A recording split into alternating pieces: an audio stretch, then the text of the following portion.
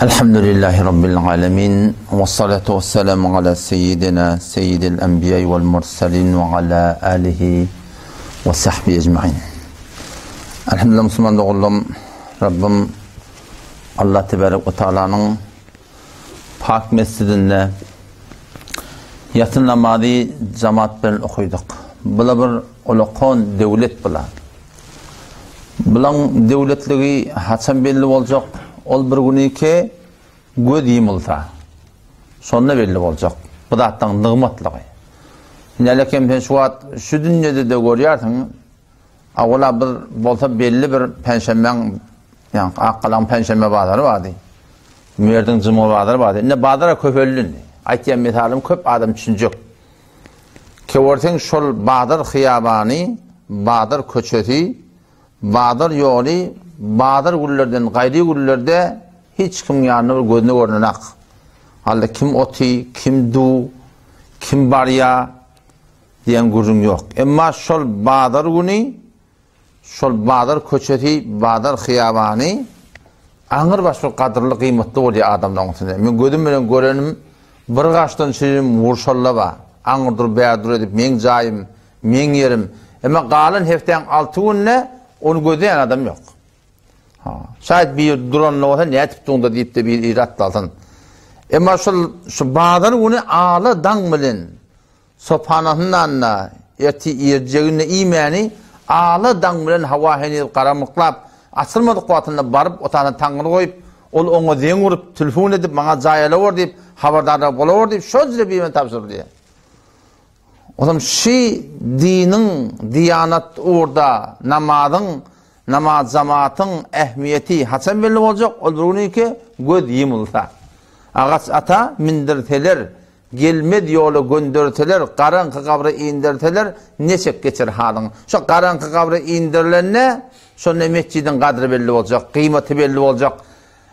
İnsanın etiyen amallarının kıymeti, erzişi, şolun belli olacak yani. O zaman şu tayda Müslümanlık oğlum, Allah Tebarek ve Teala bizi hem bir dünya hem o dünya hoşbaht etmeden çüreyim, baht etmeden çüreyim, gönündürmeden çüreyim, kav yaşayış vermeden çüreyim, ne mi vertir? Dini vertir bir de. Din yerler ne mi? Allah Tebarek ve Teala Rabbimin her aydanını Resulullah sallallahu aleyhi ve sellemin sünnetine mutabık amel etmekle diniydi.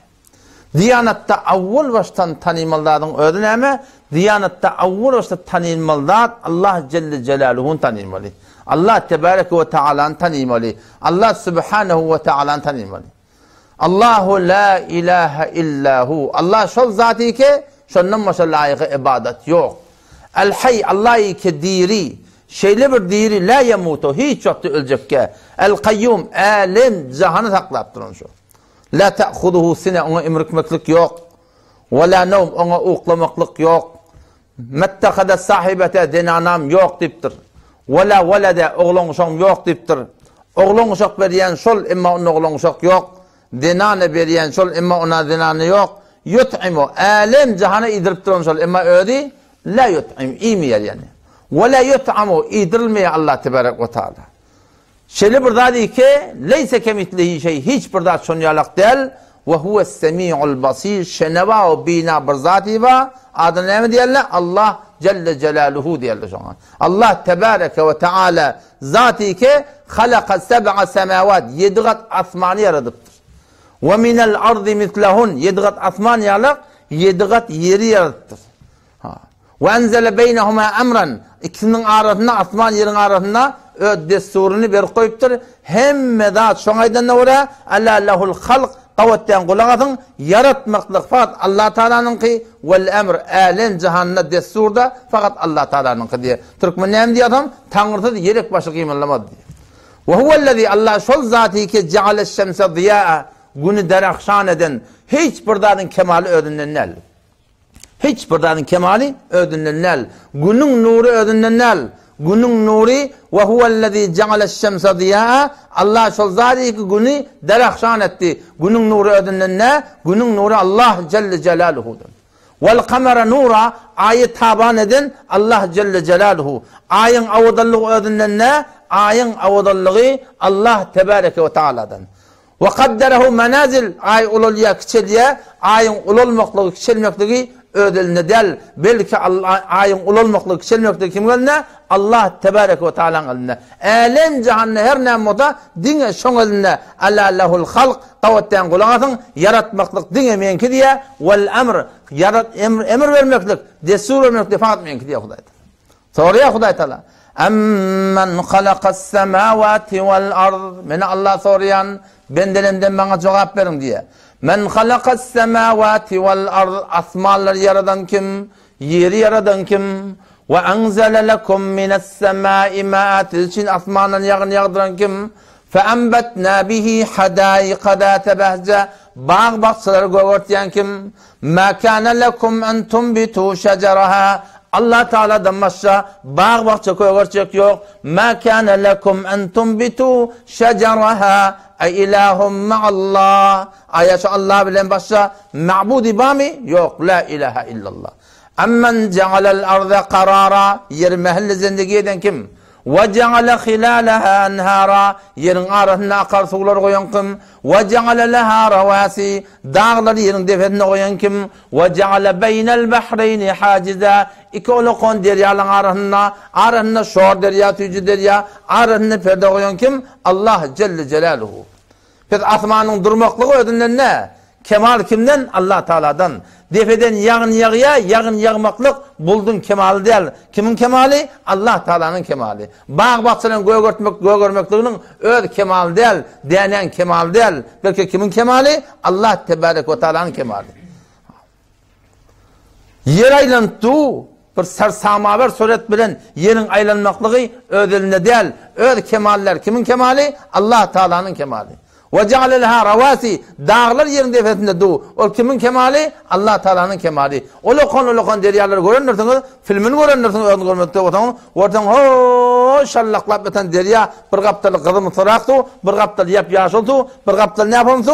Ve huvellezî mercel bahreyn. Allah şol zat. Olokon deryaları bilikin iklim belirtte aktır koyaptır. Hâdâ adbun furat bir kaptalı süyci ve hâdâ milhun ucat o kaptalı şor, beter şor ve ceale beynehuma berzaka ara perde koyuptur. Su şeyle derya şallaklaptı.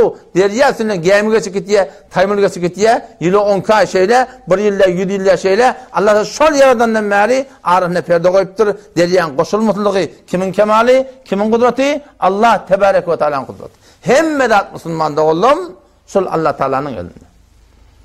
O bizim hem hayatımız hem şoň elinde. Zindigiň şoň elinde da. Zindigiň şoň elinde. Şo hydatda şu biri bir de korkutsa, ya falan ilk barsan mı diye ovak gelten mı diye öldürecek diye biliyor. Hakikaten anandan şol ovan çetinden marmartan. Allah Tebarek ve Teala her lahze bizim zindigiňimiz şoň elinde. Haçan öldürse öldüremedi. Haçan kaldırsa kaldıramadı. Haçan qoruysa qoruyamadı. Kavatta gecelik orunda buratı bolya da yatyarsın turyarsın, yatağında turanda oradan elin qurulup durur, elin qıymılanak.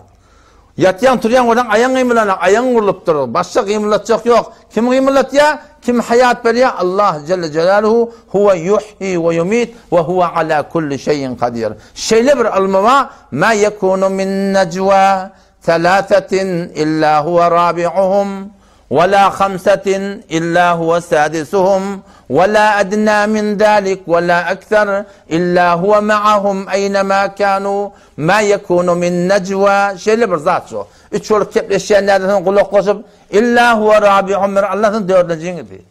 ولا خمسة beş olup kepleşenlerden إلا هو سادسهم Allah'ın altıncısı. ولا أدنى من ذلك ولا أكثر ممن كان وهو معهم أينما كانوا. Şol Allah sizi bilen her yerde bolsan ol diyor. Şeýle bir zat ki hemme yerde ba yöne la tudrikul absar gözler onu görebilmiyor. Her yerinde dağa şeýle gözde taşta bolan. Göz hemme adı görýär, ödün görebilenak. Göz hemme Allah'tan yaradanlarından görýär zatlaryny. Emma Allah Teala ödün görmeýär. La tudrikul absar gözler Allah Teala görpilmeýär. Ve huve yudrikul absar. Allah şol zat ki ol gözler görýär. Göz daşardaky zat ve huve alimun bi zatis sudur. Yürekdäki yatan zatlar bilýär. Näpar bilmez no? Ala ya'lemu men halak. Aya yaradan bilmer mi diýär. Şu burada beceptim de otaşın becepti şu var. Şunun näçe çüý var, näçe piç var, ne yapalım becerip dursun biliyor da şeyden. Dur bilmecelerin biliyor neyemelerini. Mobilin bir daşın oraya. Ama mobil beceren karhana şınsın cik mi cik ne mi adam biliyor değil mi? Ala ya'lemu men halak. Aya ol zat ki yaradıptır bilmer mi diyor. Aya şu bilmedim mi? Şu bilmeden kim bilmeli onu? Şol zat hemme zattan haber var Müslüman'da. Şu Allah Celle Celaluhu huvel evvelu evvelen bağmıştık. Vel ahiru ahire selim olacak. Vel zahiru kudreti hem yerde aşikar. Yani vel batın ödü görünmeye. Leyse kemitlihi şey. Hiçbir rasyonyalık der. Ve huve alimun bidati sudur. Kurtakta neme niyet ba, neme maksat ba. Hemme zattan haber var. Ya'lemu khainetel a'yun. Gözün hıyanatını hemen görüyen dedi. Anında bir namı söylüyor ki. Eğer kadar başka maksat veren o desen, Allah ya'lem o hainetel a'yun. Gözün hıyanatını hemen görüyen dedi. Gözün ben hıyanatından haberim var. Onun için Allah tebarek ve teala Müslüman doğullum, bizi de yaradan şol. Alem cihan yarattır, bizi de yaradan şol. Bizi bir maksat tarafta yarattır yani. Ne maksat? اَلَّذ۪ي خَلَقَ الْمَوْتَ وَالْحَيَاةَ لِيَبْلُوَكُمْ اَيُّكُمْ اَحْسَنُ عَمَلًا اَلَّذ۪ي خَلَقَ الْمَوْتَ وَالْحَيَاةَ Allah'ın zatı ki ölüm yaradan şol, dirilmek de yaradan şol. Neymiş sizden Çünkü biz gelip Türk dünya, oğlancık bu dünya geliyor, ulol yarsın, murtun çıkıp başlaya, taklan çıkıp başlaya, sizden deki şu ulol başlayarsın, öğlen yarsın, oğul geliyor, kıyır geliyor, oradan oğlu ölmek ödü gittiye, kıyır çıkarmak ödü gittiye, oradan oğlu ölüyor, kıyır ölüyor. Şu onu yaşırlar ki, yap yaşır olup, şu onu yaşar kesip yarsın, şu neyemeden çüreyim? لِيَبْلُوَكُمْ Allah imtihan edecek. وَلَنَبْلُوَنَّكُمْ Katten imtihan edecek diye Huday Teala. O her kimse imtihanından tamamen çıktı, onun zayı ebed cennet olacak Müslüman'da.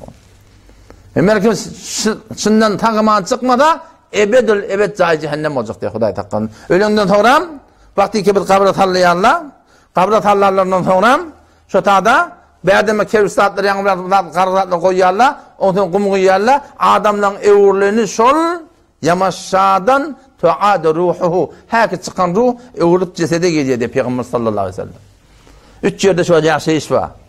Yaşayış var 3 yerde var. Bir eninin gövrehinde var. Enin düğününe dön haberin yok. Ayağının düğününe dön haberin yok. Bir yaşayış var. Yerin üstünde. Bir yaşayış var, yerin aşağında. Hiç gayrı birbirinden haberi yok. 3 yerde yaşayış oldu. Bir de olaydan olaya geçiriyerler. Ağır bir inen gevrehinledik. Yahlukukum fi butuni ummahatikum. Halkan min ba'di halkin fi zulumatin telat. Merhele merhele. İnen 3 tane gevrehine karanlık var. Gevrehine 3 tane karanlık var. Şu tadı yarattır. Şu yaradan kim diyerler? Zalikumullah. Sizi yaradanı Allah diyerler. Rabbukum. Sizin Rabbim olsa diye.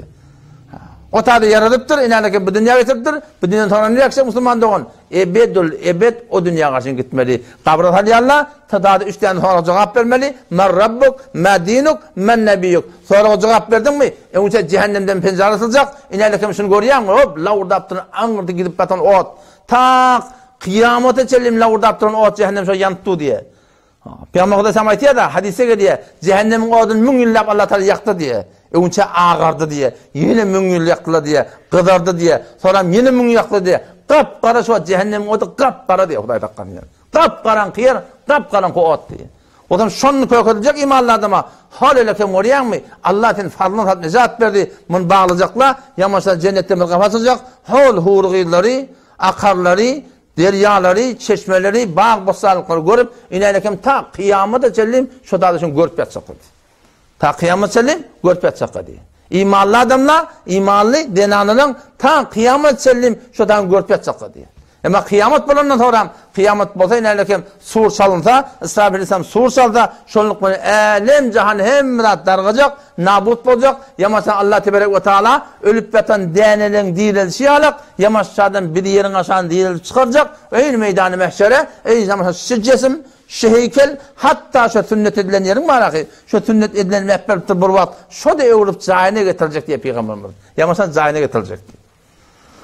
Evurlep diriltecekle biri. Yamaçlardan bir zindagi var, hatsan evde, ne kadar, 1 yıl, 100 yıl, 1 milyar, bir nihayet marahim zindagi var evde. Şuna teyyarlık tapmanışını yürüttürdü. Ama her vakit her zamanla kıyamata ananmayan adamlar oldu. O dünya gidip gelen mam diyen adamlar oldu. O dünya barıp gelen mam diyen adamlar oldu. Allah tebarek ve teala Kur'an'na şol adamlar anandıracak olup ödüne mesal oluyor. asmana misal oraya, yere misal oraya, daşçıvarın misal oraya, fikretsen niye? Efela taqilun, siz akletmeyersiniz mi? Efela topsirun, siz görmeyersiniz mi? Efela tesma'un, siz eşitmeyersiniz mi? Efela tetefekkerun, siz fikretmeyersiniz mi? Neme fikretmeli Allah? فَلْيَنْظُرِ الْاِنْسَانُ مِمَّا خُلِقَ خُلِقَ مِمَّا اِنْدَافِقَ يَخْرُجُ مِنْ بَيْنِ الصُّلْبِ وَالتَّرَائِبِ إِنَّهُ عَلَى رَجْعِهِ لَقَادِرٌ فَلْيَنْظُرِ الْاِنْسَانُ مِمَّا خُلِقَ İnsan kıyamata anlamayacak olsa, yakin edecek olsa, korona ne kadar yakin ettiler? Korona ne kadar anlanılır biliyor musun? Korona gelip ahlakları ütgetti, reftarları ütgetti, talamlaşmaları ütgetti, zımgaları ütgetti, toyları ütgetti, yağatları ütgetti, ahlakları ütgetti, gitgelleri ütgetti, ne kadar ütgetti, denaları ütgetti, erkekleri de ütgetti kuldan. Ne mi ütgetti? Etiqad ütgetti. Korona anlanılır. Görünmeyen korunak, görünmeyen Huday Teala'nın kudretine ödüne anılıp, öğürlep, dirilmekten için Huday Teala davet veriyor, bennem aklet diye, ne yaparım sen öğürlep dirileceksin diye, ben sana edeyim diye. فَلْيَنْظُرِ الْاِنْسَانُ مِمَّا خُلِقَ İnsan kıyameti yakin edecek olsa, gödetin insan ödüğü nemeden yaratılır diye. Ödün ödü diye, otur önünde oturayım, öyünde, çeşmenin başında, deryan kenarında, telerin üstünde, işin başında her yerde her zaman daş yer değil, önce ödün öde. فَلْيَنْظُرِ الْاِنْسَانُ مِمَّا خُلِقَ İnsan gödetin nemeden yaratıldı. خُلِقَ مِمَّا اِنْدَافِقْ ol yaratıldı şol abi cehendeden böküp çıkyan tuğdan. Nereden çıkıyor tuğ? يَخْرُجُ مِنْ بَيْنِ الصُّلْبِ وَالتَّرَائِبِ ol tuğ çıkıyor erkadan bilin arasından, zenananın kursağının arasından. O zaman ne mi Allah? Bakırlı yatan yerin kurduğunu. Karanlık yerin kurduğunu, halvat yerin kurduğunu, hususi kurduğunu. Ya Rabbi Allah pak kelamını getirdim. Ne için ya Allah? İnnehu ala rac'ihi laqadir bir şey şol Allah'ı ki birden tuğdan, şol böküp çıkyan tuğdan, şol elem nahlukum min ma'in mehin bir erzeş forsudan yarattır. Şol Allah Teala ve innehu ala rac'ihi laqadir evlep diretmektige sette divis derset yüde yüde var akıyım. Ne mi kadirdir diye Huday Teala. Şu yaşa işten çeyim Huday Teala bize ibertirler Musulman doğan. Onu şu yaşa işe teyyarlık tapmadan süreyim. Ne etmeli? Dini veriliptir. Hem dünyanın abat böyleşen bereketine hem ahireden abat böyle. O zaman o dünya bir adam aşsa ki bir gün aşacak. Ta kıyamet çellime cehennemi görüp yatacak bir adam tereke vahu diye. Bir umma fikrete cehennem kafirlan kim kadiyet ha? Cehennem kafirlan kim kadiyet? Cehennem 7 tabağa diyor. İnki eteğinâke ne mi diyor? Haviye diyor. Onun gönde laza var. Onun gönde sa'ir var. Onun gönde hotama var. Onun gönde sa'ir var. Onun gönde sakar var. Onun gönde cehim var. Onun gönde cehennem var. 7 tabağa leha seb'atu abwab diyor Huday Kur'an'da. لِكُلِّ بَابٍ مِّنْهُمْ جُزْءٌ مَقْسُومٌ لَهَا سَبْعَةُ أَبْوَابٍ Cehennemin 7 kapı, 7 tabakası var. Haviye ve ma adrake ma hiye narun hamiye 7 tabağın en ketekli haviye kiminki la ilahe illallah Muhammed Resulullah deyip namazsız geçen. Şol en ketekli tabağı onun yanında lada Yahudilenki, onun yanında hotama Mesihilenki, onun yanında sakar yanki mecus ateşperestlenki, onun sa'ir, ola kiminki, ol ateist Huda yok deyip verilenki, onun yanında cahimma, ol müşrik botperestlenki, en kugondaki cehennem imanlı la ilahe illallah Muhammed Resulullah diyelenki ki imanlı gidiptirdi diyene günahlar kamil cehenneme çıktırdı diye. En ki avval kısı, en ki ahir kısı kiminki la ilahe illallah Muhammed Resulullah diyelenki diye. En ki defekti çünkü la ilahe illallah Muhammed Resulullah deyip namaz bilen moktur, arada bilen moktur, zekat bilen moktur, hicab bilen moktur, üçür bilen moktur, din bilen moktur, mehrem bilen moktur, namehremden gevren çekiptir, halal haram şeyler saygıralı direkti. Onu da arada yaltı yultu günah kasırlık moktur, günah etken moktur, cehenneme düşüp ahir şol imanın bereketine çıkacak diye. Hal defekti tabağa diye. Defekti tabağa çıkacak diye. Ama ahirde etekte alt tabağı var ha. Etekte alt tabağı belki çıkmak yok. İnki yamanı kim? İnki eteki ve ma adrake ma hiye narun hamiye fe ummuhu haviye diyara. Şu enesi diye haviye diye. Eni diyen oğlanca kucak alıyor da. Eni diyen oğlanca kucak alıyor. Haviye diyen otları şu la ilahe illallah Muhammed Resulullah deyip imansız giden adamların kıdıyor. La ilahe illallah Resulullah deyiptir. Namazsız gidiptir. La ilahe illallah Muhammed Resulullah deyiptir. Dehrettir. zekatsız gidipdir. La ilahe illallah Muhammed Resulullah deyip hecapsız gidipdir. La ilahe illallah Muhammed Resulullah deyip haram gidipdir. La ilahe illallah Muhammed Resulullah deyip haram gözlek gidipdir. Haram eşlik gidipdir. Şu enki eteki tabağa kiminki şu la ilahe illallah Muhammed Resulullah deyip imansız giden adamlar var diye Huday hakikaten. İmansız giden denarlar var diye. Vel munafiquna vel munafiqat ba'duhum min ba'd ya'muruna bil munkar ve yenhavuna anil ma'ruf ve yakbiduna eydiyahum nasullah. Allah'ın kullan yattan çıkarılıyorlar. Din bile işleri yok. Huday neymi diye, şeriat neymi diye halal bolmandırmasın, haram da bolamadın. Nasullah fe nesiyahum. Allah dolayı yadından çıkarılıyor. Kim ola? Bela nesbet münafıklar. Petrona her kimi ki la ilahe illallah Muhammed Resulullah deyip namazsız gitse, dehletsiz gitse, hecapsız gitse, halal haram saygırman gitse, üşürsüz gitse, zekatsız gitse, vallahi yerine şun barcak cahı inki eteki cehennem ebedül ebed çıkmak yok ona. Peygamber Aleyhisselam diye da adamda 4 cemaat diye. Meşkat Şerif'te bir hadis okuydu. Adamda 4 cemaat diye. Bir adam mı diye, iman, Musulman dünya geliyor diye, Musulman dünyadan gidiyor diye. Bir adam mı diye, kafir dünya geliyor, kafir de dünyadan gidiyor diye. O bir adam mı, kafir dünya geliyor diye, Musulman dünyadan gidiyor diye. Ama o bir yerine mi hatarlıstı, Musulman dünya geliyor diye, Huday sakladın. Kafir dünyadan gidiyor diye. İndellezine amenu, onları ki iman getirir diye Huday Teala. Thumme keferu, sen kafir oldu diye. Thumme amenu, yine iman getirir diye. Thumme keferu, yine kafir oldu diye. Kim sola? Şu Musulmanlar sola biliyor musun? Şu Musulmanlar sola. O zaman şol vakti ki bir adam imansız kabre girse, adam Musulman mı dehletsiz namazsız kabre girdi değil mi? Şu cennetten o şey kafasılacak, cennetten kafasılıp da inerken oraya mı? Sen barcak cahın iştahat diye diye. Gilmeliyerin iştahı diye. Ama sen zahmet çekmedin, bunu ellenmedin. Bu bağlanacak diye şu lavurda aptıran ot. Ta kıyamete çelim şunu görüp yatmalı. Yine kıyamet bulunna. Yamaşan adamla Allah'ın emre dirilecek da. Eyni kötüp toğunun etekte doğrulunca Allah Teala bizi etekte bir dene bilin var sonkusun ki hiç çatı çürüyecek diye Peygamber Aleyhisselam. Kullu ibn Adem yabla ve ya'kulu turab illa acbuz zemp diye Peygamber. Adamların oğlunun bedeni hem çürüyecek, avadanla çürüyecek, evirte çürüyecek, doğurta çürüyecek, kıyışıkta çürüyecek, paytıkta çürüyecek, dimdik duranla çürüyecek, hem çürüyecek ve ya'kulu turab kumşunu yiyecek illa acbuz zemp. Meğer qoğurunsun ki, qoğurukta bir sünkba, şunu yazacak bir sünk, şu hiç vakti çürümeye, avval bir damca tuğdan Allah'ta yaratışarak, yamaçlarından Allah Tebarek ve Teala, şu kabrımızda, kulli beden 30 yıl sonra, 40 yıl sonra, 100 yıl sonra, kulli var kum olacak, savulacak, emma şötünk savulacak ki, Allah Teala kıyamet bulun sonra, Allah'tan arşının aşağından bir yağını yağacak, adamların şehvetunu emeğileş diye, şu tuğ gel bir etinecekler,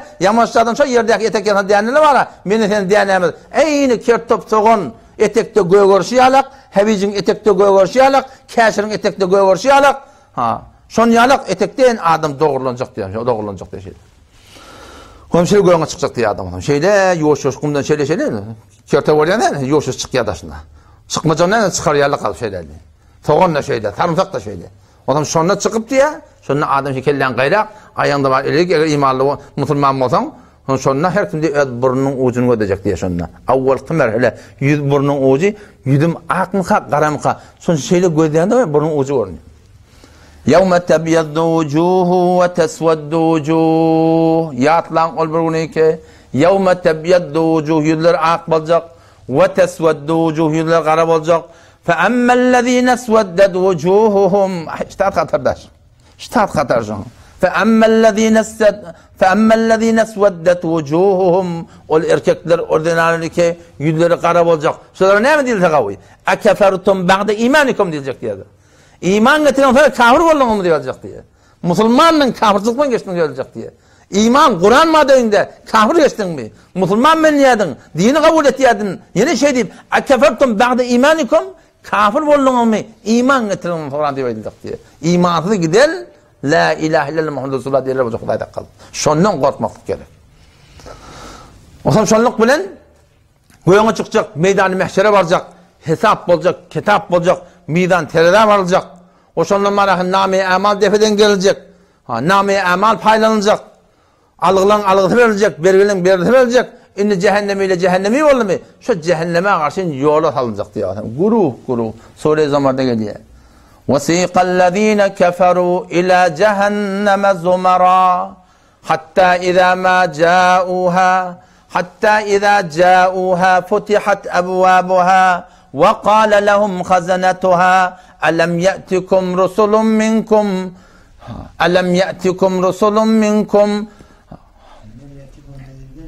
Yok böyle der.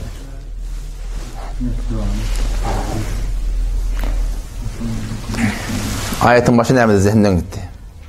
وَسِيقَ كَفَرُوا kafirleri guruh ila cehennemden yana yol alacak diye. Guruh yol alacak. Kimleri? Kafirleri. Musulman bugün o kafirler deyiptir diye. Haber yok. La ilahe illallah Muhammed Resulullah deyip İslam'a oraya yaşamadık adam. Kafirlerin de en ki eteğinde olacak. Yahudilerden etek olacak. Mesihilerden etek olacak. Mecuslerden etek olacak. Ateistlerden etek olacak. Botperest, müşrik botperest kafirden etek olacak. En ki etek haviyedi. وَسِيقَ الَّذ۪ينَ كَفَرُوا kafirler sonra guruh cehennemden yana yol alacak. Hatta iza ca'uha ta ki cehennem yanına gelecek dedi. وَقَالَ لَهُمْ فُتِحَتْ اَبْوَابَ sonra cehennemin şu 7 kapısı açılacak diyor. Lavurdap duran ot, lıptır kapkap duran ot. Çüngürlüğüne kadar etek gidip ne sonuçta giyirme şeylerin kapsından taraf. Çüngürlüğüne kadar Peygamber Efendimiz ayet ya Sahih hadis diye bir tane daş cehennemin kenarına etek oklanta diye 70 yıl vakt diye etek getiyince yani bir daş lavurdap var ya etek 70 yıl vakt diye. Şol cehennemden yana adamları alıp var ya guruh diye. Divarlarının iyini diptir Peygamberimiz 40 yıllık yol diptir diye. 10 sant, 20 sant, yarım metre, 1 metrede divar var, o bir nihayet ot, divarlarının iyini 40 metre diye. Yani 40 yıllık yol diptir. Çüngürlüğü 70 yıl diye. Muhtelif adaplar var. وَسِيقَ الَّذ۪ينَ كَفَرُوا إِلَى جَهَنَّمَ زُمَرًا حَتَّى إِذَا جَاءُوهَا futihat ebvabuha sonra kapatılacak. Anırdan cehennemin taksırı çıkacak diye. Allah Teala ferişleri yaratıptır. Odu bilmeyelle diye. Odu bilmeyelle diye. Kulakları eşitmeye diye. O kıyırıp çığıranın bilecek diye yani. وَقَالَ لَهُمْ خَزَنَتُهَا sonra şu takçılar yank cehennem yoluna erkeklerin ağına çıkıp أَلَمْ يَأْتِكُمْ رُسُلٌ مِنْكُمْ يَأْتُونَ عَلَيْكُمْ ayetinin yanına peygamberler gelmediler mi? وَيُنْذِرُونَكُمْ لِقَاءَ يَوْمِكُمْ هَذَا şeýle bir günün başa gelecekliğini size aydılma diye edilecek diye. قَالُوا بَلَا hava ayttılar dediler. Ayttılar dediler. Aydıp deyip kulak asmadık diye dedi. Sonra adam ah çekecek, ahmır çekecek. Ne kadar içi yanıp vay bir şonne uğruk ketende şonu lavurdap duran cehennemin oduna girip vahum yestarihune fiha qiyq çiq diye cehennemin için. Dervaze cehennem filmi gördün mü? Dervaze cehennem filmi gördün mü? Şu Rusiyan ödünne şu yerin içer yağdaylarının ne yaparım ne acılığını bilecek olup bizim şu Türkmenistan'da bir hüvüle bir giyin yeri qadıp şu suratında etek ne kadar gitti ya şunu bilecek oluyorlar. Edilini işlemiştik. Yer ne kadar etek gitti.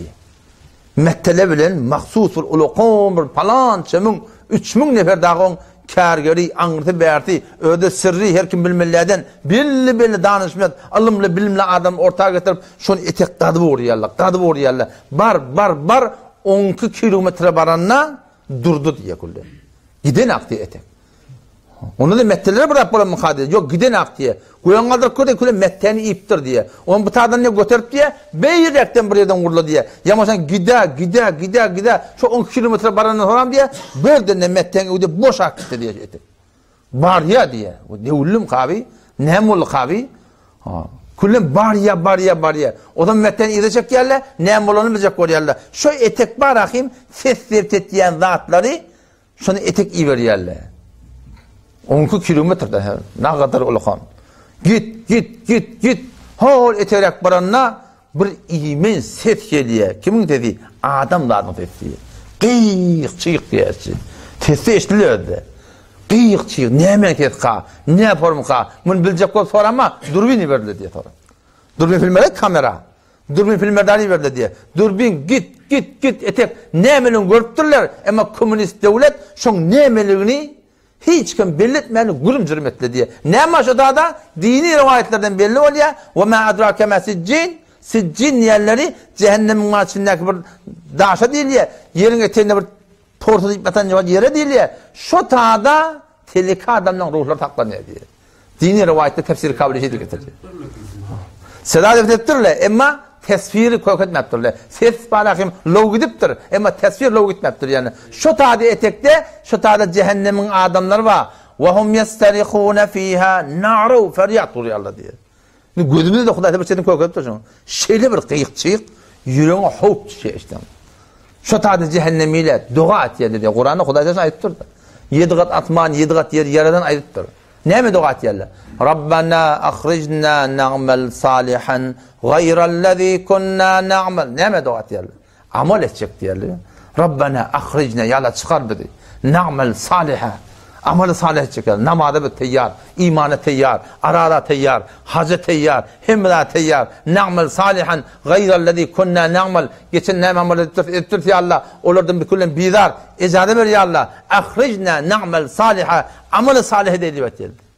Allah Teala ne diyor? Kal evelem nuammirkum ma yetedekker fihi men tedekker. Men bize ömür vermedik mi diyor Hudaý Teala. Ne kadar ömür? Ma yetedekker fihi men tedekker. Şu kadar ömür. Kelen cobran çekon cobran başarıyadan. Ve kad ja'akumun nazir. Aydan ne bolli, diyen ne bolli. Takkalın ağırdı. Şunu bir kork, hem korkudan dat, hem tayan öyle bir korkudan dat, ağın öyle korkudan dat, oğlanızın öyle korkudan dat. Ne kadar korkuyan dat da sana geldi. Emma sen kulak atmadın diye diyor. Kıyık çiğ şu cehennemin çiğ lavurdap duran ot. Hadan ihtesemu fi rabbihim. Hudaý hakikaten oho. Cehennemin Kur'an'ı okuyan da var. Kur'an'ı kaşke Kur'an her Musulman düşünmekten alada etmiştik. Kur'an okuyan da şunu düşünten ma tesavvur eden de hey vay Allah Teala mehriban diyen Allah Teala mehribanlığını gurur yok. Ama Hudaý Teala kime mehriban? İmanlı geçen adamlara mehriban. O dünyada imanlı geçen Hudaý Teala aslan rahmet diyen adı yok dedi.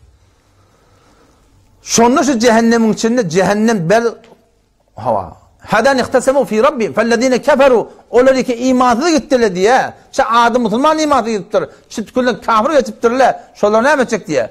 Qutti'at lahum thiyabun min nar yusabbu min fawqi ru'usihimul hamim ve lahum maqami'u min hadid. Kullama aradu en yakhruju minha min ghammin u'idu fiha ve zuqu azabal hariq diye Hudaý Teala. Ne kadar Hudaý Teala'nın azabı güçlü olmalı? Hadan ihtesemu fi rabbihim fellezine keferu olariki imansız gittiler. Qutti'at lahum thiyabun min nar. Ottan könek giydirecek dedi Hudaý Teala. Men ola kondoğunum yalak ne? Baştan ayak topuğun eline geliyor takriben. Ot lavurdap duran ottan könek şu ottan könek için imanına giydirecek diye. Bir tesavvur et. Adam şuna ne kadar çığırar, ne kadar bağırar, ne kadar kıyırar şuna. وَهُمْ يَسْتَرِخُونَ فِيهَا دِيَنْ نَعْرَوْ feryat duruyorlar diyor. لَهُمْ فِيهَا زَفِيرُ وَشَعِيرُ eşen hangırşal hangırıp kıyık çığık diye. قُطِّعَتْ لَهُمْ ثِيَابٌ مِنْ نَارِ bollun mu tam? O attan köynek giyip beylek şeylek kaçıyana. يُسَبُّ مِنْ فَوْقِ رُسِمُ الْحَمِيمِ deferinden lab lavurdaptan kırın soğuk olacak diye. Lab o dünyanın soğuk biliyor musun? O dünyanın soğuk. Yusabbu min fawqi ru'usihimul hamim. Eline koyacak yalı ha. Ayağına koyacak yalı yok. Doğrusu deferinden koyacak diye. Ne kadar kızgın. Yusharu bihi ma fi butunihim vel culud. Şeyle bir kızgın. İçinde ne mi bolsa hem eri peşev, tedek hem vef koyulan buldum. Emmanın tamının aşağında ne mi erin çırık bolup şodurunu akacak. وَلَهُمْ مَقَامِعَ مِنْ حَدِيدٍ bollum yok. Yine de ferişlerin geldiğinde çekiç var diye. Çekiç var diye demirden diye. Her yerden güppeli olandan vurup, beylek kıyırıp, beylek çığırıp, şol kaçıp barşına diye emmanı o at koynak yedirirli. Her yerde kılın soğuyor Allah. İçi de geçip var ya vıt koyulan. Her yerde güppüledip, kaça. Ho cehennem kenarına var ya çıkacak var ya diye. Kullama aradu en yakhrucu minha. Çıkacak var ya. O aydı var. Gidin deyip de yani irine vuruyor dedi. Ne kadar sonra narap oluyor yani söylüyor adam. Ne kadar narap olacak sonra. Cehennem Allah Teala'nın kahrı kadap yeri şicre bir güçlü Allah Teala öz rahmet almada Hudaý Teala'nın inne batşa rabbike leşedid Rabbim Allah'ın tutumu beter güçlü Müslüman doğru. Cehennem şicre bir yer. Kullama ulqu fiha fawjun bölük gidip okuyacak diye. Sa'alahum khazanatuha yenen kurun. Alam ya'tikum nadir. Aydan diyen olmadı mı? Aydan diyen kalu bela kad ja'ana nadir. On sinneme. Ve ma kun biz kabul etmedik gibi dedi. Fekezzebna. İnkar ettik. Ve kulna men nezalallahu min şey. Din deyip ýa-da özüň ýanynda aýdyp ýa-da.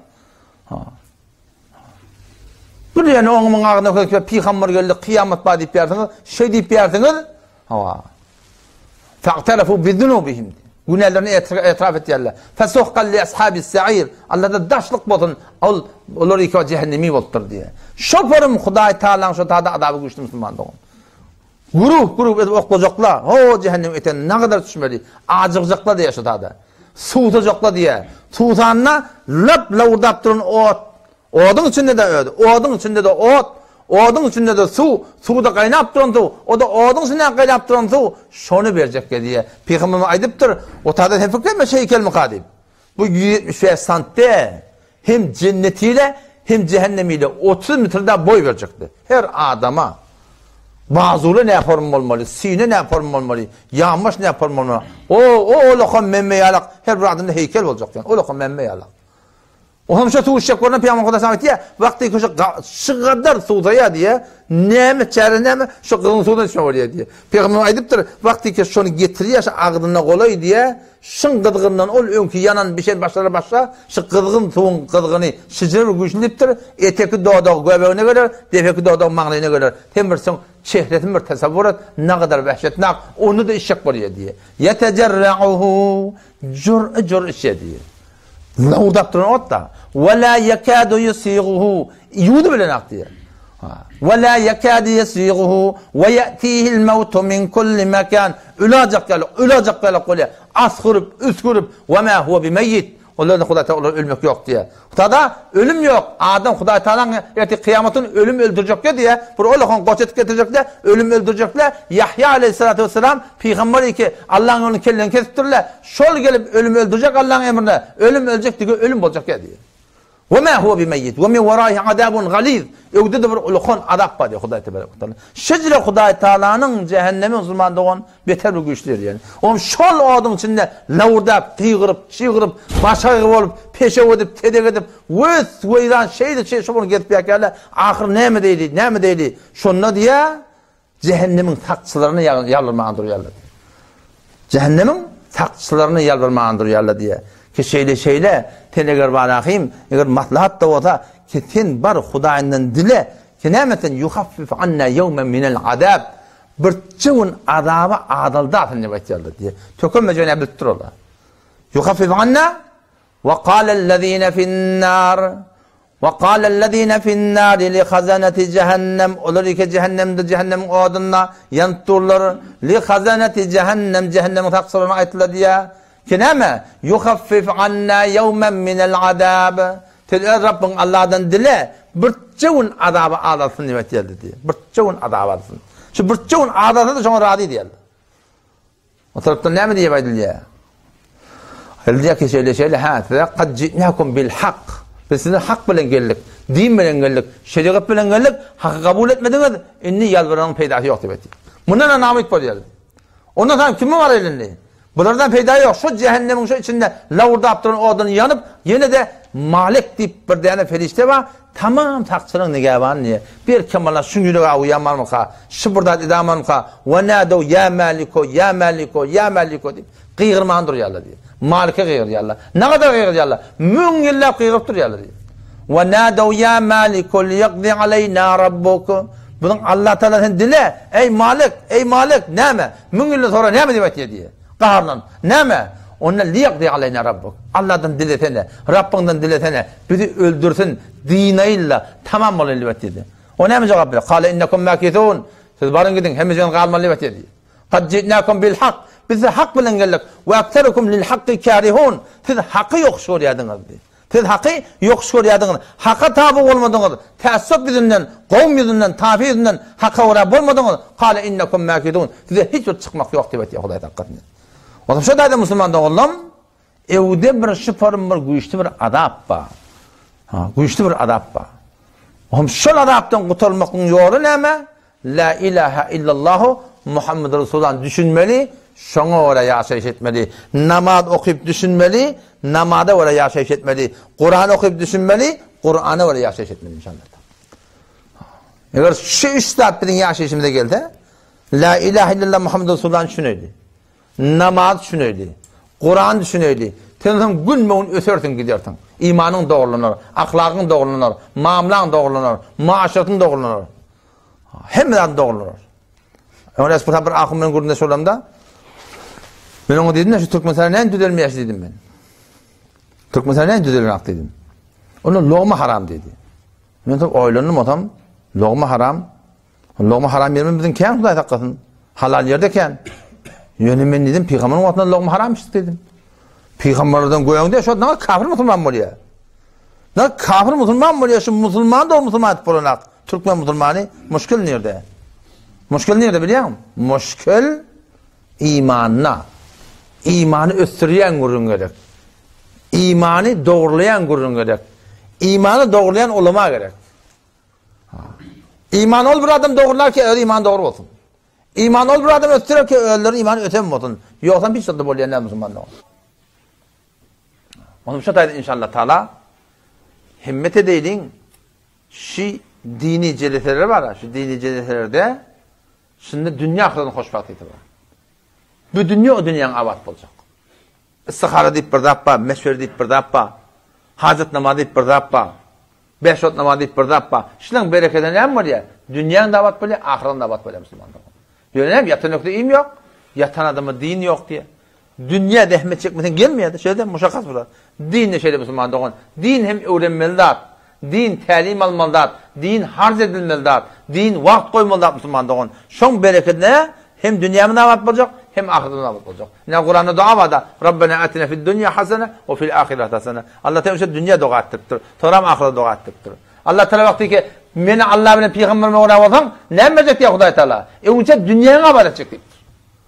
Hoşbakti, kilidi hoşbakti. Hoşluğun açarı, hoşluğun kilidi, hoşluğun marahim bir geçer yeri ne mi? Huday Teala bilen peygambere uğrab olmak.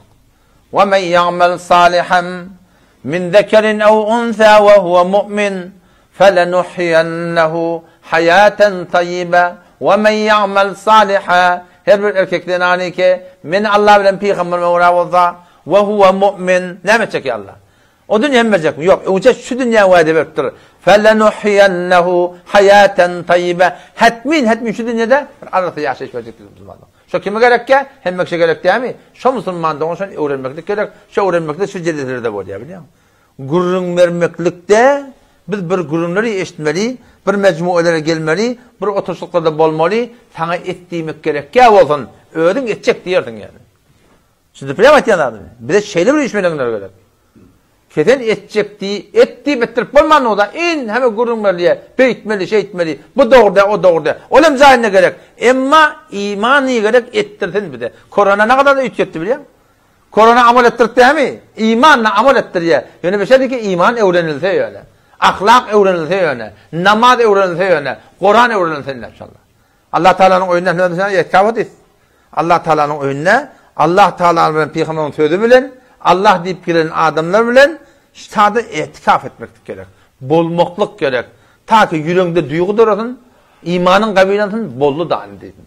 Ödün aleyhine engılap etmeli. Bizde olokon düşman nefsin, nefseto, şimdi nefsin de olokon düşman bizim. Nefseto mesle şotor xodperveres.